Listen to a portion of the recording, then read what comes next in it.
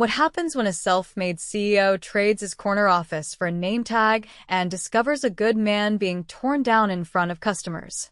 Franklin Moore stood in the back of the stockroom, adjusting the beige apron over his thrift store hoodie. His usually sharp haircut was swapped for a shaggy mop, and he'd grown out a beard just enough to look like a guy trying to get by, not a man who built an 18-location grocery chain from scratch. He hadn't stepped foot in this particular store before. It was one of the newer locations, out in the suburbs, run by a manager he'd only spoken to twice on video calls. With over 400 employees, it wasn't strange that no one recognized him, especially not with a disguise, the fake name tag that read Kevin, and the fact that he'd shaved 10 years off his look with baggy jeans and old sneakers. The plan was simple: spend a few shifts undercover at different stores, see the floor with his own eyes. Not from reports, not from emails. From the people who scanned the groceries, stacked the milk crates, and dealt with the day-to-day grind. "Kevin, right?" A woman called from the hallway. He turned. A short, sharp-eyed woman in her 40s with a tight ponytail studied him. "I'm Clara, front-end team lead. You're on checkout with me today. You ever worked a register before?" "Yeah." "Few years back," Franklin replied. He kept his voice low, shrugging like someone who'd bounced between jobs. She handed him a small headset. "We're down 2 people today. One called out sick, the other just walked off the job last week. So don't drag your feet, all right?" Franklin nodded. "Got it." By noon, the store was buzzing. Lines snaked down the aisles. Franklin moved quickly, scanning, bagging, greeting customers with a smile.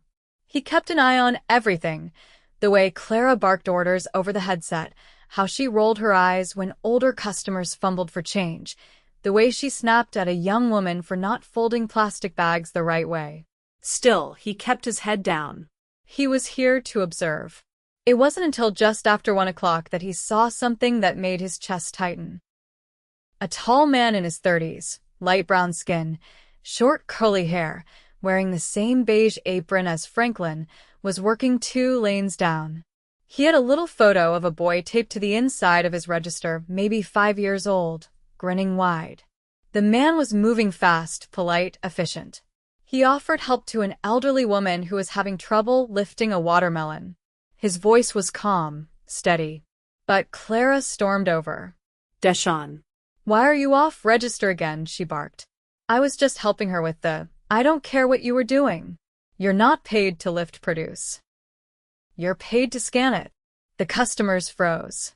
The older woman looked embarrassed, clutching the melon to her chest. "You need to stop acting like this job is your side hobby," Clara said, louder now. "You already come in late because of your little daycare issue." Franklin's stomach dropped. DeShawn's jaw worked. "I'm never late. I always clock in before my shift." Clara leaned in. "You're always cutting it close. I don't care what single dad story you got. You don't get special treatment here. You want to keep working, then act like you care." DeShawn's eyes flicked to the line of customers watching. He swallowed hard. "I'm doing my best." "Your best isn't good enough," Clara snapped, then turned and walked off. Franklin's fists tightened around the edge of his register. He took a deep breath and forced himself to keep working. The rest of the shift dragged. Clara kept barking over the headset, acting like she ran the entire store from a throne. He watched DeShawn eat a granola bar by the loading dock during break alone, tired, phone in hand, scrolling through photos of his son. Franklin waited for the right moment. Just before closing, he asked DeShawn, "You all right, man?" DeShawn looked up, surprised. "Yeah, just." "Long day. You always get talked to like that?" Franklin asked. DeShawn gave a short, dry laugh. "Clara? That's her normal. She's been on me ever since I got here. I think she hates that I ask for a fixed schedule. But I got my boy, you know? I pick him up every day at 5:30. Asked for early shifts. She said that's not her problem." Franklin nodded slowly. "You ever talk to the store manager?" he asked. He doesn't care." "I tried." "Clara's been here longer than him." He just lets her run the place. Franklin didn't say anything. He just clapped DeShawn on the shoulder and said, "You're doing a good job. Don't let anyone tell you different." DeShawn gave a tired smile. "Thanks, Kevin." Franklin walked to the back room, pulled off his headset, and stared at the floor. He'd built this company to be different, To treat people like people. but now one of his stores had turned into this. Tomorrow he was coming back, and he wasn't just going to watch. By 6 the next morning, Franklin was already parked behind the store in the delivery lot, sipping cheap gas station coffee from a paper cup. He watched the staff filter in same tired faces, same rushed pace. No one greeted each other. No one joked. It was all head down, clock in, get through the day energy. He slipped in through the side door, nodding to the sleepy-eyed assistant manager by the break room. No clipboard, no checklist, just a nod and a muttered morning. Franklin wasn't here to run a register today. He'd seen enough from the front end. Today, he wanted to understand the leadership or lack of it. He found a quiet corner in the dusty back office where the security monitors buzzed faintly. The store manager, Greg, walked in 10 minutes late, holding a breakfast sandwich in one hand and his phone in the other. He didn't notice Franklin, or maybe didn't care. "You're Greg, right?" Franklin asked. Greg looked up confused. Yeah.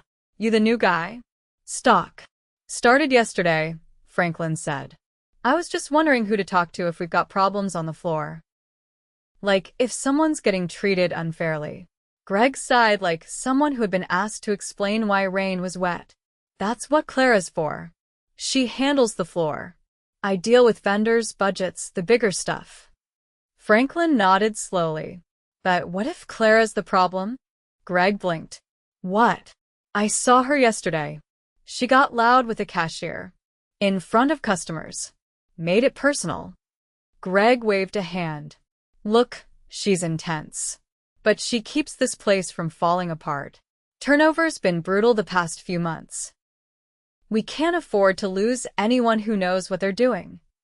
But if people are quitting because of her, then they weren't cut out for the job." Greg cut in. "This isn't a daycare center. It's retail. People who can't handle pressure should go do something else." Franklin stared at him for a second, then stood up. "Thanks for the clarity." Greg went back to his phone. Franklin stepped out, jaw tight. He spent the next hour shadowing deliveries. The back room was chaos, pallets stacked haphazardly, expired items shoved behind newer ones, a cooler door that didn't seal right humming louder than it should. A teenager named Luis was breaking down boxes with a box cutter that had duct tape holding it together. "Where's the safety knife?" Franklin asked. Luis gave him a look like he was joking. "We're in out," Clara said to just be careful. Franklin watched him struggle with a roll of shrink wrap. No gloves, no back support. "You ever get trained properly?" Franklin asked. Luis tried. "Kinda. They just threw me back here. I asked if I could learn the register, but Clara said I wasn't the right type." Franklin's eyebrows lifted. "What does that mean?" Luis hesitated. "I don't know. She just looked at me and said customers wouldn't get the right vibe." Franklin didn't reply. He just walked off and pulled out his phone when he was out of sight. He typed a quick note. Luis denied front-end training, implied appearance issue. Unsafe equipment. No Pepe. No training protocols. It wasn't just the front end that was broken. The rot was deeper. At noon, he clocked in at the staff break room for his lunch. DeShawn was already there, sitting at a plastic table, scrolling through his phone, a half-eaten sandwich in front of him. He looked up and nodded. "You survived another morning," he said.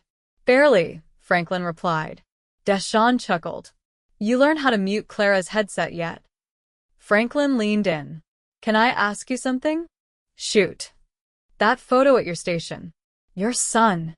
DeShawn smiled, then nodded. "Yeah, Jamal. He's 5. Smart as hell. Got a thing for dinosaurs right now. Knows more about prehistoric reptiles than I ever will." "You got help watching him?" "My cousin." She runs a small daycare from her apartment. It's tight, but it works. I drop him off in the morning, pick him up by 5:30. That's why I asked for mornings. I even offered to come in early, help with stocking. Clara said no. Franklin leaned back. What do you think would make this place better? DeShawn didn't answer right away. Then he said, I don't need special treatment. Nobody does. I just think if someone's working hard, showing up, doing it right, they shouldn't be treated like they're disposable. He stood up, tossed his sandwich wrapper in the trash.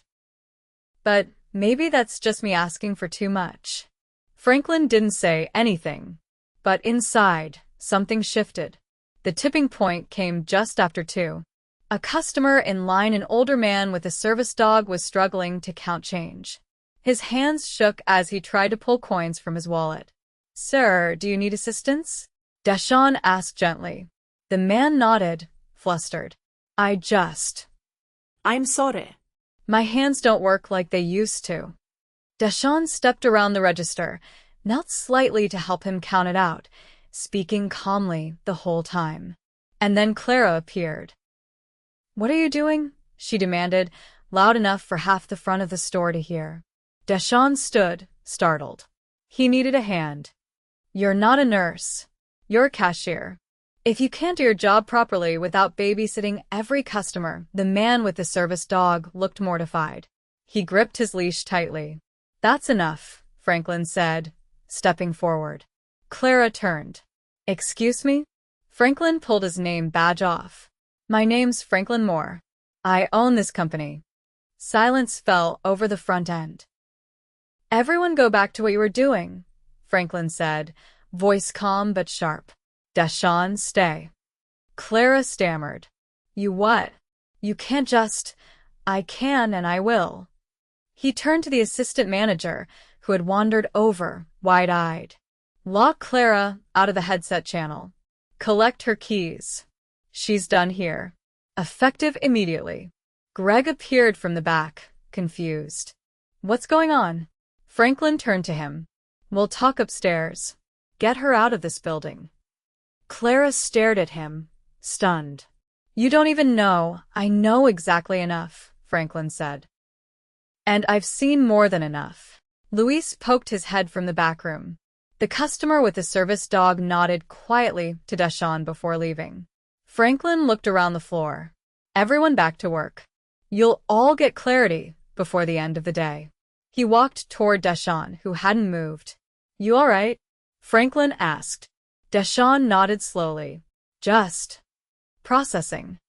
You showed more grace in 10 seconds than some people show in their whole career. That's leadership. I just try to treat people how I'd want my son treated, DeShawn said. Franklin gave a small nod. That's the standard now. He looked around the store. Things are going to change. Starting today. By late afternoon, the store felt like it was holding its breath.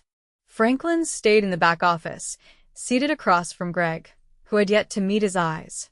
The silence stretched as Franklin reviewed a folder pulled from the locked cabinet, a folder Greg hadn't touched in weeks. Performance reports, anonymous complaints, exit interviews. Most had one name in common. You've had 5 cashiers quit in the last 2 months, Franklin said, flipping a page. 3 mentioned abusive behavior by a supervisor. 2 said they were denied schedule flexibility despite documented family obligations. All 5 were ignored. Greg adjusted his collar. I didn't think it was that serious. People leave retail all the time. It's a tough environment. Franklin looked up. No. People leave when leadership makes it impossible to stay. You're not running a warehouse. You're responsible for people. Greg lowered his voice. Clara's been here longer than me. She made sure the numbers stayed tight. I thought that's what mattered. That's your mistake, Franklin said. You let one person poison the culture because it made your job easier. That ends now. Greg's shoulders sank. What happens now? You're being reassigned. You're not in a position to lead this store. You'll report to HR tomorrow. If you want to stay with the company, we'll find a role that doesn't involve managing people. Greg didn't argue. He stood slowly, nodded once, and left without a word. Franklin waited until the door closed, then picked up the phone. Send in the assistant manager. The door opened a minute later, and a young woman entered. Her eyes were cautious, but she stood tall. "You're Natalie?" Franklin asked. "Yes, sir." "Were you aware of how Clara was treating the staff?" She hesitated. "I saw some of it, yes." "Why didn't you report it?" "I didn't think anyone would listen. Greg always sided with her. I tried to stay out of it." Franklin studied her. "I get the instinct to keep your head down. But starting today, that's no longer acceptable. You want to lead?" She nodded slowly. "Yes." "Then you're acting store manager until we decide on a permanent placement. I'll be monitoring this location personally for the next few weeks. If things improve, we'll talk about making it permanent. But if I see the same behavior repeated on your watch, you'll be out just as fast as they were." Natalie straightened. "Understood. I want a staff meeting in 30 minutes. No exceptions. Pull everyone in." When Franklin stepped into the break room a half-hour later, the room was packed. Cashiers, stockers, deli workers, and cleaning staff stood shoulder to shoulder. No one talked. He didn't stand at the front. He stayed near the middle, at their level. "I won't take up much of your time," he began. "You all saw what happened earlier today. And you probably have questions." Some people nodded. Others just stared. "I went undercover because I stopped trusting the reports I was getting," he said. "I built this company to be different from the ones I used to work for. But somewhere along the way, I lost sight of what actually happens here. That ends now." No one spoke. But the silence felt different this time, charged, attentive. "Going forward, this location will be under direct review. Management has changed. If you've been mistreated, I want it documented. If you're working hard and being overlooked, I want to know about it. If you've been held back, I want to know why." A hand went up. Luis, from the stockroom. Franklin nodded. "Go ahead. Are we getting any help? Like more people?" "We're short all the time." "We've already posted for 3 open positions," Franklin replied. "Until those are filled, we'll adjust shifts to avoid burnout. No one should be doing work meant for 2 people." Another hand, this time from a woman near the back, tall, with a name tag that read Jasmine. "Clara told me I couldn't switch shifts to take my kid to speech therapy. Said it wasn't her problem." "You're not the only one who's told me something like that," Franklin said. "That's changing.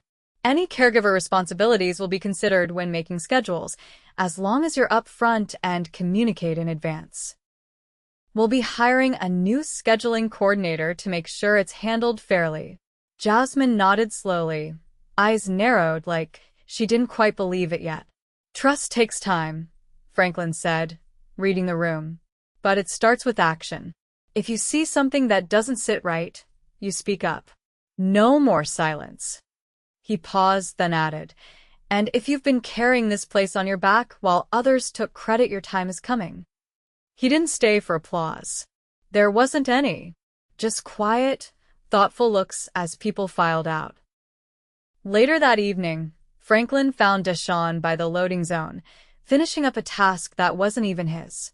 He was organizing returned carts, bundled in a windbreaker, hands cold but steady. "You didn't have to stay late," Franklin said. "I told Natalie I'd help close out the floor. We're short, right?" Franklin nodded. "You didn't have to, though." DeShawn leaned against the wall. "I don't mind doing more when I know it matters. Just nice to feel like someone's finally paying attention. You and me both." They stood there for a moment. No rush. Just the clatter of distant carts and the hum of the heater above the back door. "I've got a proposal," Franklin said. "You've got a natural way with people. You de-escalate, you lead without forcing it. I want you to start training for a supervisor role." DeShawn blinked. "You serious?" Very. Start part-time. "Keep your mornings. We'll work around your schedule. I'll have someone from HR reach out to map a pathway."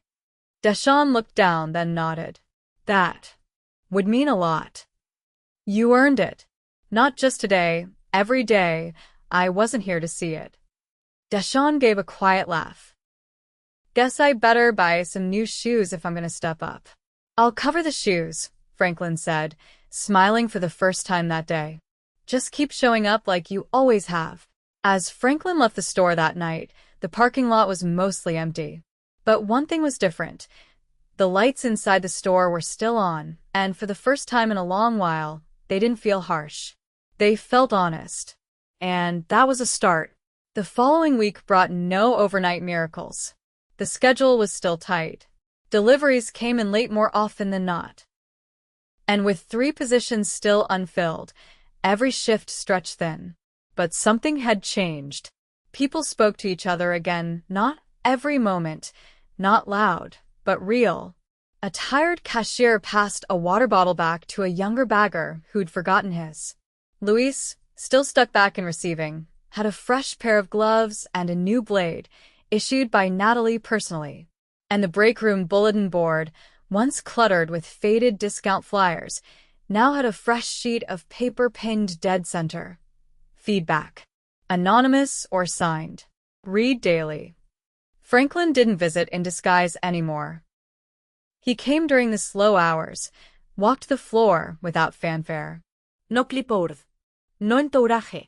Just a black windbreaker and a notebook he kept folded in his back pocket. He asked questions. He listened. He left quietly. It was 3 days after Clara's removal when he found DeShawn restocking shelves during a lull in customer flow. He had a clipboard in one hand, a handheld scanner in the other. Something about his posture looked different, not stiff, not cautious. Present. You're filling in for the shift lead? Franklin asked. DeShawn looked up. Natalie asked if I wanted to shadow her for a few days. Said watching her manage inventory would give me a better look at the back end. You think it's a good fit? I'm learning. I'm not used to thinking 2 steps ahead. I've always just focused on what's right in front of me. That's how most people start. What matters is whether you're paying attention now. DeShawn scanned a barcode, placed a jar on the shelf, and hesitated. I want to do this right. I don't want people to think I just got lucky. No one thinks that, Franklin said. Leadership isn't about talking louder. It's about stepping up when something needs doing, whether anyone's watching or not. You've already done that. DeShawn didn't reply right away. Then he said, I've been thinking about Jamal. What kind of example I want to be. Franklin nodded once. Then you're already on the right path. Natalie passed by a moment later, checking labels on the end cap. Everything holding up out here? She asked. DeShawn glanced at Franklin, then back at her. Yeah. Just about done with aisle 6. Good. Take 15 before the evening rush hits. You've been on your feet since open. He gave a short nod and stepped away. When he was out of earshot, Natalie leaned on the cart's handle. He's sharp. Picks things up fast. Trustworthy too, Franklin said. She gave a short exhale. It's strange. I always thought Clara had the place under control. But now? I realized I was just afraid of her. Everyone was. Franklin didn't respond. I should have spoken up, she added. You're speaking now. She straightened. We're holding interviews this week. 2 solid candidates already lined up. I made sure DeShawn's on the panel. Franklin raised an eyebrow. You're letting him help with hiring? He knows what it's like to be overlooked. I want people here who know what matters. He didn't say anything to that, just nodded once and walked back toward the front. At register 4, a young woman named Erica was gently explaining the store's coupon policy to a frustrated customer. Her voice never rose. She didn't flinch when the man raised his. Instead, she calmly asked if he'd like her to check with a supervisor. Later, Franklin pulled her aside. You handled that well, he said. She looked surprised. Thank you. I just try to keep things from getting worse. You've been here how long? 7 months. Ever trained on anything outside the register? No. Clara said I should stick to basics. Franklin gave a slow nod. How would you feel about cross-training? Maybe work deli or customer service desk a few shifts a week. Her eyes lit up. Yes. Absolutely. Speak with Natalie. We'll get it started. He didn't wait for more thanks. He moved on. By the end of the week, the store had its first team meeting not in crisis, but in planning. Natalie stood at the front this time, not Franklin. She had a printed agenda in hand and a dry erase board with colored markers. She kept it short, announced the hiring timeline, explained the new training sign-up sheet, invited the team to submit names for Employee of the Month, something the store hadn't done in nearly a year. When it ended, people stayed behind not to ask about hours or file complaints, but to talk. Franklin stepped aside to let them. Outside, the sun had dipped just behind the shopping plaza. He leaned against the glass near the entrance, arms crossed, watching the parking lot start to fill for the evening rush. DeShawn joined him a few minutes later, sipping a bottle of water. You sticking around for the dinner crowd? He asked. Not tonight. DeShawn nodded slowly. I keep thinking about that first day. When Clara chewed me out in front of everyone. I think a lot of people do. I almost walked out after my shift. Told myself I'd look for something else. But then you said I was doing a good job. That stuck. Franklin didn't smile.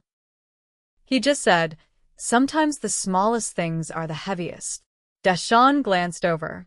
You think this place is really going to stay different? That depends on what happens when no one's looking. DeShawn took another sip, then looked back through the window. I'm going to keep showing up. For Jamal. For the team. For myself.